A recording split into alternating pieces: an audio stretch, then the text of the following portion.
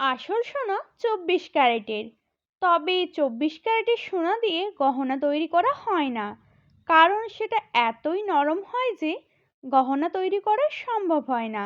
গহনা তৈরির জন্য মূলত 22 ক্যারেটের সোনা ব্যবহার করা হয়, যার মধ্যে 91.66% সোনা থাকে।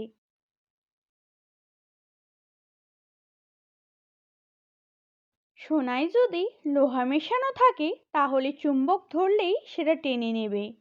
সোনায় লোহা মেশানো আছে কিনা তা চুম্বক ব্যবহার করে অবশ্যই পরখ করে নিন।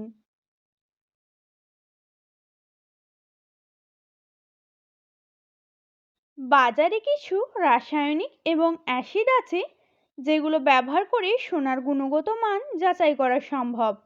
ওই রাসায়নিক বা অ্যাসিড খাঁটি সোনার সংস্পর্শে এলে কোনো রকম বিক্রিয়া হয় না।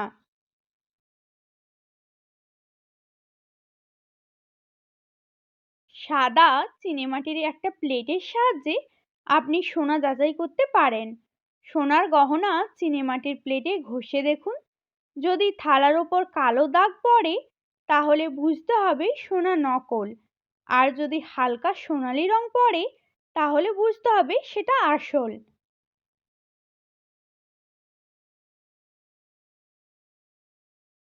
একটা গভীর পাত্রের মধ্যে 2 গ্লাস পানি নিন।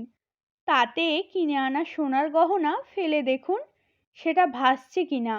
যদি ভাসে তাহলে বুঝতে হবে সেটা নকল।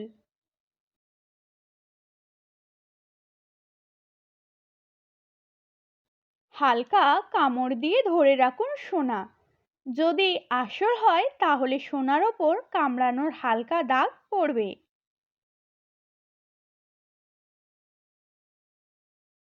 ঘামের সংস্পর্শে এলেও আসল সোনাতে কখনো ঘামের গন্ধ ধরে না।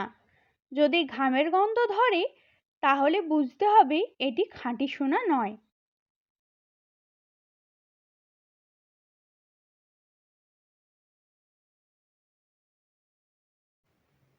Thank you for watching. Please like, comment, share and subscribe.